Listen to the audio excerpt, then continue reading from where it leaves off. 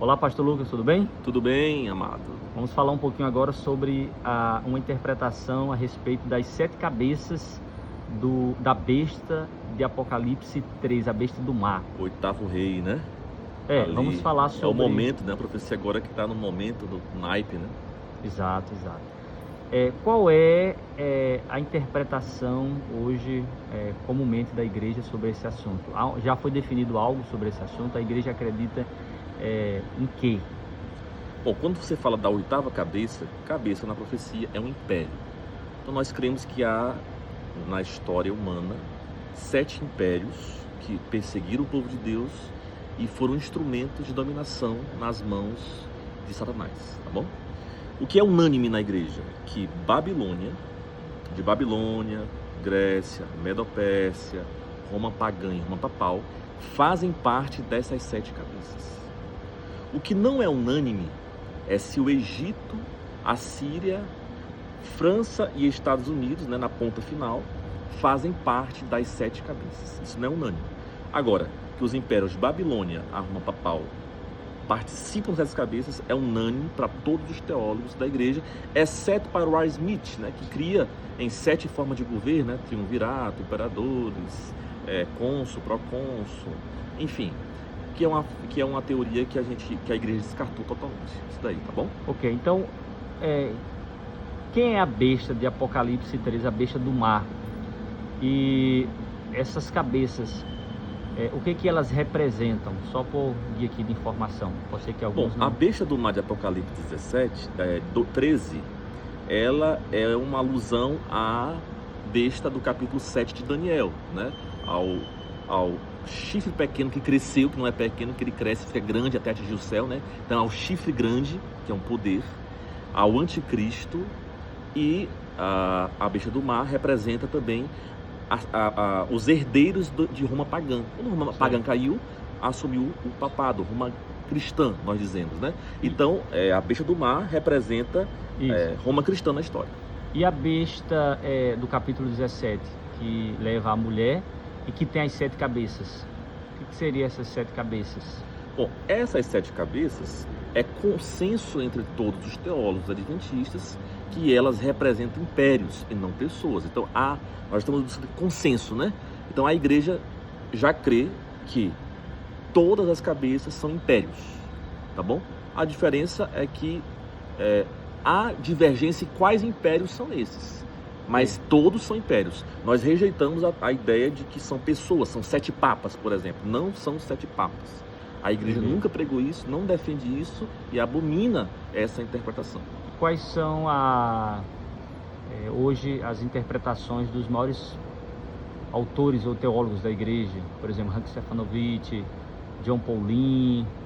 Bom, nós temos hoje os maiores teólogos assim da igreja, né? John Paulin, Stefanovic, Jacques Ducan, La Rondelli, Recart Miller, esses autores, Maxwell, todos esses autores, Kennedy Strand também, que já faleceu, né? Esses autores, é de lá que o pastor Arilton escreveu o livro dele, é de lá que os brasileiros, todo mundo bebe deles, né? E aqui no Brasil tem um grande teólogo também chamado Dornelles, né? Então, a posição a maioria dos teólogos crê que as 7 cabeças começam com o Egito e termina ali com Roma papal, né? Entre eles está John Paulin, Stefanovic, eles vão crer, e Dornelles vão crer nessa teoria. Certo. Mas por que incluir Egito e a Síria ali em Apocalipse 17 como fazendo parte dos 7 impérios, quando você vai para Apocalipse 13, a besta do mar ela começa a partir de Babilônia? Bom, aí você tem a besta tem ela aparece com um leopardo, ela tem ela é uma representação de todos os impérios ali representados em Daniel capítulo 7, sonho de Daniel. Bom, por que se deveria incluir a Síria e Egito? Bom, você tem aí 2 linhas tênues que você tem que escolher. Você não pode colocar nenhum império depois de Roma papal. Por quê? Porque em Daniel capítulo 7 é dito que tem esses impérios, mas o último império lá qual é? É o chifre pequeno, que é julgado pelo tribunal que se assenta, e o reino dele é tirado para dar os santos. E esse juízo investigativo, Daniel 7, começou em 1844, certo? Então, todos os teólogos da igreja, exceto Price e exceto o Rice Smith, eles colocaram um limite. Não existe nada depois de Roma papal. Ela é a 7ª cabeça. Por quê? Porque em Daniel capítulo 7, Daniel capítulo 11, 12 e em Daniel capítulo 2, depois do chifre pequeno é o reino de Deus. Então não existe nenhum reino entre o chifre pequeno e o reino de Deus, tá? Agora, você tem que quebrar uma linha. Ou você quebra a linha do fim entre o chifre pequeno e o reino de Deus, ou você quebra a linha de trás entre Babilônia passando para o Egito. Você tem que escolher. Você vai ter que quebrar uma linha dessas. Não existe a linha entre o papado e o reino de Deus é muito clara. Na Bíblia, em todo Daniel, se você olhar nas profecias de Apocalipse 13, né, é muito claro, não tem como quebrar essa linha. Então, a profecia, o que resta é quebrar a linha de trás, ou seja, é incluir Egito e Assíria. Por quê? Porque o capítulo 12, primeiro, ele vai mostrar a igreja como um novo Israel sendo liberto do êxodo, né? Você vê no capítulo 12 o dragão perseguindo a mulher no deserto e recebe águas de asa. Isso é uma alusão ao êxodo. As 7 pragas que libertam o povo de Deus do cativeiro é uma alusão ao êxodo. Nós temos também no capítulo 12, nós temos ali aquele período no deserto, né? Enfim, então nós temos essa alusão.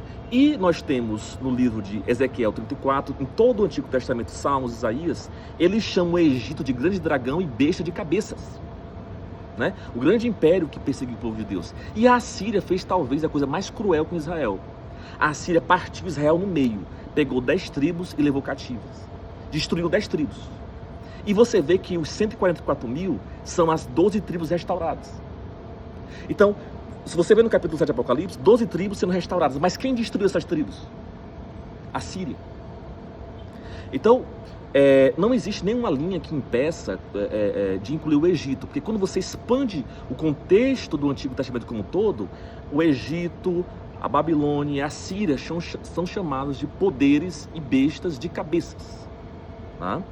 Já se você quebrar a linha da frente entre o papado e o reino de Deus, aí você está cruzando um limite que nenhum desses teólogos ousou quebrar. Ok. Só mais um ponto aqui para a gente fechar. Qual é então a sua visão a respeito das 7 cabeças? Finaliza aí falando onde ela começa e termina, e quem é o 8º rei. Eu tenho pesquisado esse assunto já há mais de 10 anos, né? Desde a faculdade. E eu, particularmente, defendo a posição da Bíblia Andrews, que, curiosamente, na minha exegese eu defendi essa tese, e quando lançaram a Bíblia Andrews, ela veio juntos a calhar. Era a tese que eu defendi, até cheguei a fazer um artigo na época.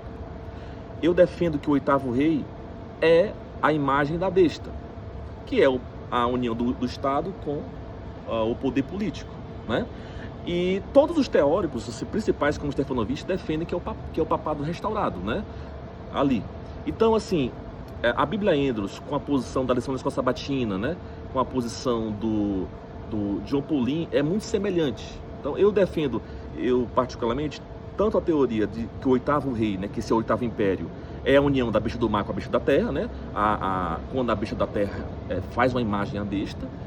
E também creio na ideia de que é Roma papal restaurada. A diferença é que a imagem da besta é a junção de 2 poderes, né? Estados Unidos e papado. E os outros creem que apenas é um poder, que apenas é o papado isolado dos Estados Unidos, tá bom?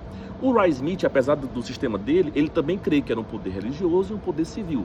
E o John Paulin crê que a 8º rei é a união da religião, né, com uma confederação político-religiosa, tá?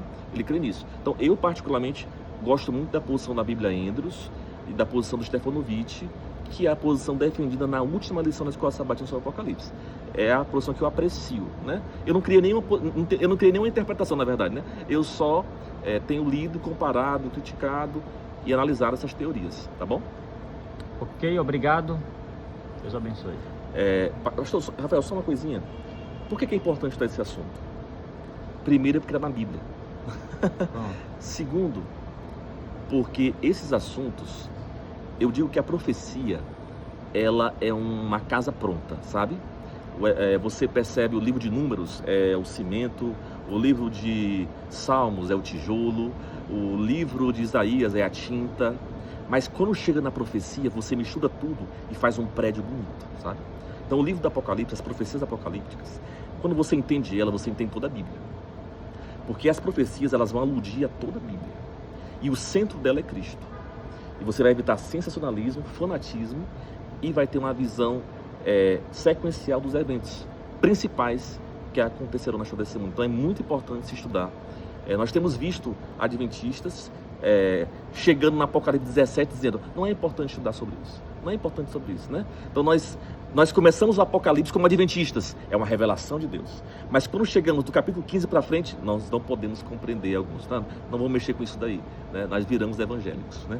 Mas é importante manter a nossa visão profética e entender que as visões são paralelas. Capítulo 13 e capítulo 17 se interpretam, tá bom? Muito obrigado, pastor Rafael. Obrigado.